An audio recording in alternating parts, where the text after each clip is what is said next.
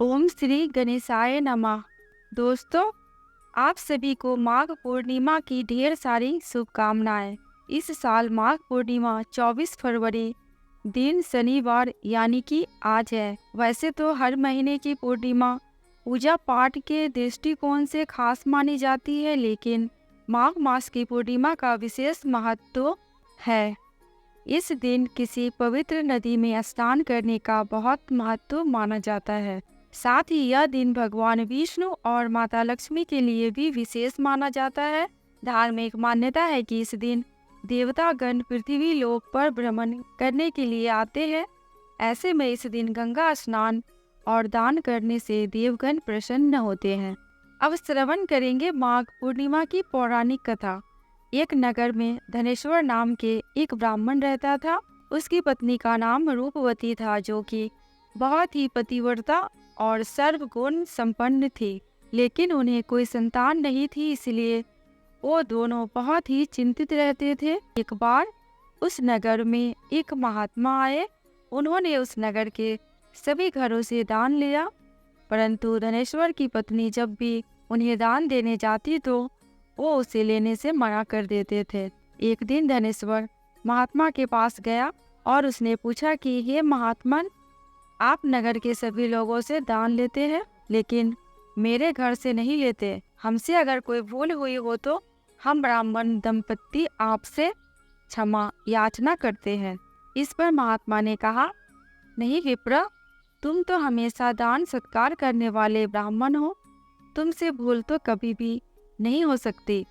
महात्मा की बात सुनकर धनेश्वर हाथ जोड़कर बोला, हे मुनिवर, फिर आखिर क्या कारण है? कृपया हमें उससे अवगत कराएं। इस पर महात्मा बोले, हे विप्र, तुम्हारे कोई संतान नहीं है। जो दंपत्ति निसंतान हो उसके हाथ से भिक्षा कैसे ग्रहण कर सकता हूँ? तुम्हारे द्वारा दिया गया दान लेने के कारण मेरा पतन हो जाएगा। यही कारण है कि मैं तुम्हारे घर से दान स्वीकार नहीं करता। महात्मा के ऐसे बोल सुनकर धनेश्वर उनके चरणों में गिर पड़ा और विनती करते हुए बोला, हे महात्मन, संतान ना होना ही तो हम पति पत्नी के जीवन की सबसे बड़ी निराशा है। यदि संतान प्राप्ति का कोई उपाय हो तो बताने की कृपा करें। मुनिवर, ब्राह्मण का दुख देखकर महात्मा बोले, हे विप्र, तुम्हारे इस कष्ट का एक आसान तरीका है। तुम्हें 16 दिनों तक श्रद्धापूर्वक काली माता की पूजा कर उन्हें प्रसन्न करना होगा, तो उनकी कृपा से अवश्य तुम्हें संतान की प्राप्ति होगी। इतना सुनकर धनेश्वर बहुत खुश हुआ। उसने महात्मा का आभार प्रकट किया और घर आकर पत्नी को सारी बात बताई। इसके बाद धनेश्वर माँ काली की उपासना के लिए वन चला गया। ब्राह्मण ने पूरे 16 दिन तक काली माता की पूजा की और उपवास रखा। उसकी भक्ति देखकर और विनती सुनकर काली माता ब्राह्मण के सपने में आई और बोली, हे धनेश्वर, तू निराश मत हो। मैं तुझे संतान के रूप में संतान की प्राप्ति का वरदान देती हूँ, लेकिन 16 साल की अल्पायु में ही उसकी मृत्यु हो जाएगी। काली माता ने कहा, यदि तुम पति पत्नी विधि पूर्वक 32 पूर्णिमा का व्रत करोगे तो तुम्हारी संतान दीर्घायु हो जाएगी। प्रातःकाल जब तुम उठोगे तो तुम्हें यहाँ आम का एक वृक्ष दिखाई देगा। उस पेड़ से एक फल तोड़ना और ले जाकर अपनी पत्नी को खिला देना। शिव जी की कृपा से तुम्हारी पत्नी गर्भवती हो जाएगी। इतना कहकर माता अंतर्ध्यान हो गई। प्रातःकाल जब धनेश्वर उठा तो उसे आम का वृक्ष दिखा, जिस पर बहुत सी सुंदर फल लगे थे। वह काली माँ के कहे अनुसार फल तोड़ने के लिए वृक्ष पर चढ़ने लगा।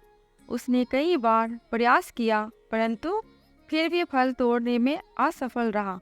तभी उसने गणेश भगवान का ध्यान किया और गणपति की कृपा से इस बार वो वृक्ष पर चढ़ गया और उसने फल तोड़ लिया। धनेश्वर ने अपनी पत्नी को वो फल दिया, जिसे खाकर वो कुछ समय बाद गर्भवती हो गई। दंपत्ति काली माँ के कहे अनुसार हर पूर्णिमा पर दीप जलाते रहे। कुछ दिन बाद भगवान शिव की कृपा हुई और ब्राह्मण की पत्नी ने एक सुंदर बेटे को जन्म दिया, जिसका नाम उन्होंने देवीदास रखा। जब पुत्र 16 वर्ष का होने को हुआ तो माता पिता को चिंता होने लगी कि इस वर्ष उसकी मृत्यु ना हो जाए। इस पर उन्होंने देवीदास के मामा को बुलाया और कहा, तुम देवीदास को विद्या अध्ययन के लिए काशी ले जाओ और 1 वर्ष बाद वापस आना। दंपत्ति पूरी आस्था के साथ पूर्णमासी का व्रत कर पुत्र के दीर्घायु होने का कामना करते रहे। काशी प्रस्थान के दौरान मामा भांजे एक गांव से गुजर रहे थे। वहां एक कन्या का विवाह हो रहा था। विवाह होने से पूर्व ही उसका वर अंधा हो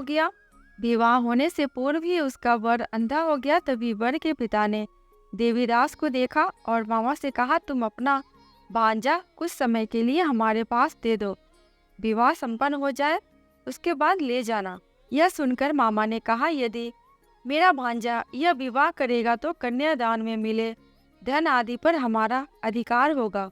वर के पिता ने मामा की बात स्वीकार कर ली और देवीदास के साथ कन्या का विवाह संपन्न करा दिया। इसके बाद देवीदास पत्नी के साथ भोजन करने बैठा, लेकिन उसने उस थाल को हाथ नहीं लगाया। यह देखकर पत्नी बोली, स्वामी आप भोजन क्यों नहीं कर रहे हैं? आपके चेहरे पर ये उदासी कैसी है? तब देवीदास ने सारी बात बताई। यह सुनकर कन्या बोली, स्वामी मैंने अग्नि को साक्षी मानकर आपके साथ फेरे लिए हैं। अब मैं आपके अलावा किसी और को अपना पति स्वीकार नहीं करूंगी। पत्नी की बात सुनकर देवीदास ने कहा, ऐसा मत कहो, मैं अल्पायु हूँ। कुछ ही दिन में 16 वर्ष की आयु होते ही मेरी मृत्यु हो जाएगी। इस पर उसकी पत्नी ने कहा कि स्वामी जो भी मेरे भाग्य में लिखा होगा वो उसे स्वीकार है। देवीदास ने उसे समझाने की बहुत कोशिश की, लेकिन जब वो नहीं मानी तो देवीदास ने उसे एक अंगूठी दी और कहा, मैं काशी जा रहा हूँ, लेकिन तुम मेरा हाल जानने के लिए एक पुष्प वाटिका तैयार करो। उसमें भांति भांति के पुष्प लगाओ और उन्हें जल से सींचते रहो। यदि वाटिका हरी भरी रहे, पुष्प खिले रहे तो समझना कि मैं जीवित हूँ, और जब ये वाटिका सूख जाए तो मान लेना कि मेरी मृत्यु हो चुकी। इतना कहकर देवीदास काशी चला गया। अगले दिन सुबह जब कन्या ने दूसरे वर को देखा तो बोली, ये मेरा पति नहीं है, मेरा पति काशी पटने गया है। यदि इसके साथ मेरा विवाह हुआ है तो बताए कि रात्रि में मेरे और इसके बीच क्या बातें हुई थी और इसने मुझे क्या दिया था। यह सुनकर वर बोला, मुझे कुछ भी नहीं पता, और पिता पुत्र वहां से वापस चले गए। उधर एक दिन प्रातःकाल एक सर्प देवीदास को डसने के लिए आया, लेकिन उसके माता पिता द्वारा किए जाने वाले पूर्णिमा व्रत के प्रभाव के कारण वो उसे डस नहीं पाया। इसके बाद काल स्वयं वहां आए और उसके शरीर से प्राण निकालने लगे। देवीदास बेहोश होकर गिर पड़ा। तभी वहां माता पार्वती और शिवजी आए। देवीदास को बेहोश देखकर उसे देवी पार्वती बोली, हे स्वामी, देवीदास की माता ने 32 पूर्णिमा का व्रत रखा था, उसके फलस्वरूप कृपया आप इसे जीवन दान दे।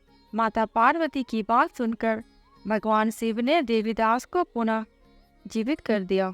इधर देवीदास की पत्नी ने देखा कि पुष्प वाटिका में एक भी पुष्प नहीं रहा। वो जान गई उसके पति की मृत्यु हो चुकी और रोने लगी। तभी उसने देखा कि वाटिका फिर से हरी भरी हो गई। यह देखकर वह बहुत प्रसन्न हुई।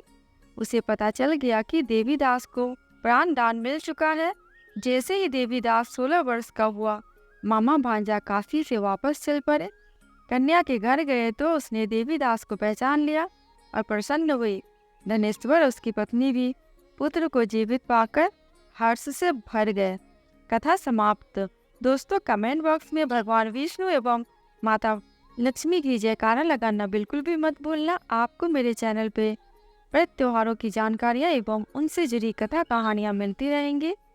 अगर आपको ये वीडियो थोड़ी सी भी अच्छी लगी हो तो प्लीज़ मेरे चैनल को सब्सक्राइब करके मेरे वीडियो को लाइक एंड शेयर कर देना। अंत तक वीडियो में बने रहने के लिए आपका दिल से बहुत बहुत शुक्रिया।